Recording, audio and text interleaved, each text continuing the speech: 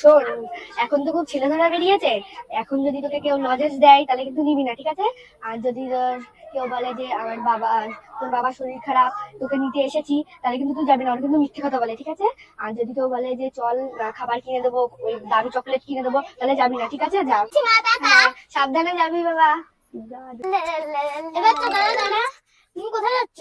আমি স্কুলে যাচ্ছি। তোমার নাম কি? নাম অর্পিতা মজুমদার। তুমি খুব ভালো মেয়ে, লজেন খাবা? মা তো বলেছিল যে কারোর কাছ থেকে লজেন না নিতে। তুমি মনে হয় ছেলে ধরা, তোমার লজেন তুমিই খাও। ইস, প্ল্যানটাই বাতিল হয়ে গেল। ও আচ্ছা, তোমার ছুটি হয়ে গেছে? হ্যাঁ। তোমার বাবা অ্যাক্সিডেন্ট হয়েছে, তাড়াতাড়ি চলো, তোমার নিতে আমায় পাঠিয়েছে। আমার বাবা অ্যাক্সিডেন্ট হয়েছে। আমার বাবার নাম কি বলো তো? আমার বাবা গোপ আছে? হয়তো আছে।